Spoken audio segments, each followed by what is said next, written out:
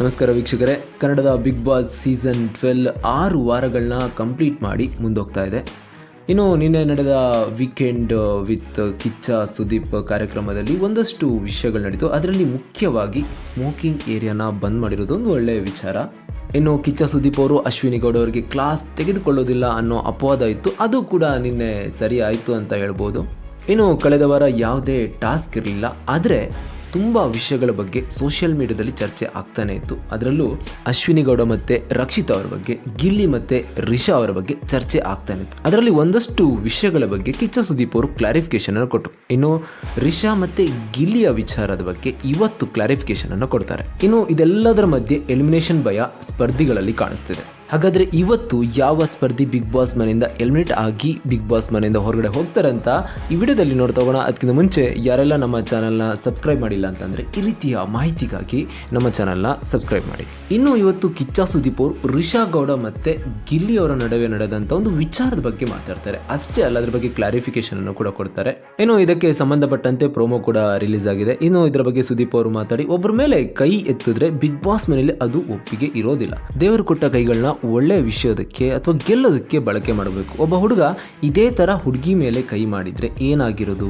ಇನ್ನು ಮುಂದೆ big boss ಮನೆಯಲ್ಲಿ ಇದೆಲ್ಲ ನಡೀಬಾರ್ದು ಅಂತ ಕಿಚ್ಚ ಸುದೀಪ್ ಅವರು ಹೇಳಿದ್ರು. ಇನ್ನು ಇದಕ್ಕೆಲ್ಲ ಕಾರಣ ಆಗಿದ್ದು ಗಿಲ್ಲಿ ಮತ್ತು ರಿಷಾ ಗೌಡ ಅವ್ರ ಮಧ್ಯೆ ಬಕೆಟ್ ಮತ್ತು ಬಟ್ಟೆ ವಿಚಾರದ ಬಗ್ಗೆ ರಿಷಾ ಗೌಡ ಅವರು ಗಿಲ್ಲಿಗೆ ಹೊಡಿತಾರೆ. ಇದೊಂದು ಕಾರಣ ಸೋಷಿಯಲ್ ಮೀಡಿಯಾದಲ್ಲಿ ಇದ್ರ ಬಗ್ಗೆ ತುಂಬ ಚರ್ಚೆಗಳು ನಡೀತು. ಅದೇ ಕಾರಣಕ್ಕೆ ಕಿಚ್ಚ ಸುದೀಪ್ ಅವರು ಈ ವಿಟಿಯನ್ನು ಪ್ಲೇ ಮಾಡಿ ನಾಳಿನ ಎಪಿಸೋಡ್ನ ಅಂದರೆ ಇವತ್ತಿನ ಎಪಿಸೋಡ್ನಲ್ಲಿ ಕಿಚ್ಚ ಸುದೀಪ್ ಅದರ ಬಗ್ಗೆ ಕ್ಲಾರಿಫಿಕೇಶನ್ ಕೊಡ್ತಾರೆ. ಜೊತೆಗೆ ಒಂದು ಶಂಕುಸ್ಥಾಪನೆಯನ್ನು ಮಾಡಬೇಕು ಅಂತಲೂ ಕೂಡ ಹೇಳ್ತಾರೆ.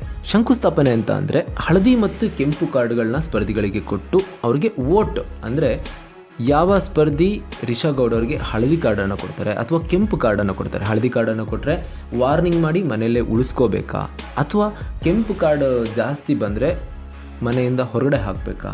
ಒಂದು ವೇಳೆ ಹೊರಗಡೆ ಹಾಕೋದೇ ಆದರೆ ಈ ವಾರ ಬಿಗ್ ಬಾಸ್ ಮನೆಯಿಂದ ರಿಷಾ ಗೌಡ ಅವರು ಹೊರಗಡೆ ಹೋಗುವಂಥ ಎಲ್ಲ ಸಾಧ್ಯತೆ ಕೂಡ ಇದೆ. ಇದೊಂದು ಕಡೆ ಆದರೆ ಇನ್ನೊಂದು ಕಡೆ ಬಿಗ್ ಬಾಸ್ ಮನೆಯಲ್ಲಿ ಎಲ್ಲ ರೀತಿಯಲ್ಲೂ, ಆಟದಲ್ಲಾಗಿರ್ಬೋದು, ಮಾತುಕತೆಯಲ್ಲಾಗಿರ್ಬೋದು, ಜಗಳದಲ್ಲಾಗಿರ್ಬೋದು, ಎಲ್ಲ ಕಡೆಯಲ್ಲೂ ತೊಡಗಿಸ್ಕೊಳ್ತಿದ್ದಂಥ ಹಾಸ್ಯ ನಟ ಚಂದ್ರಪ್ರಭು ಅವರು ಬಿಗ್ ಬಾಸ್ ಮನೆಯಿಂದ ಹೊರಗಡೆ ಬಂದಿದ್ದಾರೆ ಅಂತ ಹೇಳಲಾಗ್ತಾ ಇದೆ.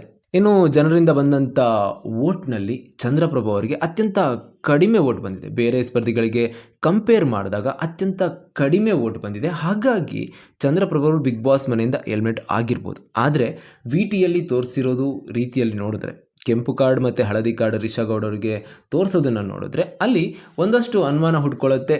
ರಿಷಾ ಗೌಡ ಅವರು ಕೂಡ ಎಲಿಮಿನೇಟ್ ಆಗಿದ್ದಾರಾ, ಅಥವಾ ಬಿಗ್ ಬಾಸ್ ಮನೆಯಿಂದ ಈ ವಾರ ಇಬ್ಬರು ಸ್ಪರ್ಧಿಗಳು ಎಲಿಮಿನೇಟ್ ಆಗಿದ್ದಾರಾ, ಅಥವಾ ಒಬ್ಬ ಸ್ಪರ್ಧಿ ಬಿಗ್ ಬಾಸ್ ಮನೆಯಿಂದ ಎಲಿಮಿನೇಟ್ ಆಗಿದ್ದಾರಾ? ಅದಂತೂ ಖಂಡಿತ ಈ ವಾರ ಬಿಗ್ ಬಾಸ್ ಮನೆಯಿಂದ ಒಬ್ಬ ಸ್ಪರ್ಧಿ ಎಲಿಮಿನೇಟ್ ಆಗಿದ್ದಾರೆ. ರಿಷಾ ಗೌಡ ಅವರು ಇಲ್ಲಿ ಎಲಿಮಿನೇಟ್ ಆಗಿರೋದು ಡೌಟು. ಚಂದ್ರಪ್ರಭು ಅವರು ಬಿಗ್ ಬಾಸ್ ಮನೆಯಿಂದ ಎಲಿಮಿನೇಟ್ ಆಗಿದ್ದಾರೆ. ಅದರಲ್ಲೂ ಬಿಗ್ ಬಾಸ್ ನಿಯಮದಂತೆ ಯಾರಿಗೆ ಕಮ್ಮಿ ವೋಟ್ ಬಂದಿರುತ್ತೆ ಜನರ ಅಭಿಪ್ರಾಯದಿಂದ, ಹಾಗಾಗಿ ಅವ್ರನ್ನ ಬಿಗ್ ಬಾಸ್ ಮನೆಯಿಂದ ಎಲಿಮಿನೇಟ್ ಮಾಡಿರ್ಬೋದು. ಇನ್ನು ನಿಮ್ಮ ಪ್ರಕಾರ ಬಿಗ್ ಬಾಸ್ ಮನೆಯಿಂದ ಈ ವಾರ ಯಾರು ಎಲಿಮಿನೇಟ್ ಆಗಿದ್ದಾರೆ ಅಂತ ನಮಗೆ ಕಮೆಂಟ್ ಮೂಲಕ ತಿಳಿಸಿ. ಧನ್ಯವಾದಗಳು.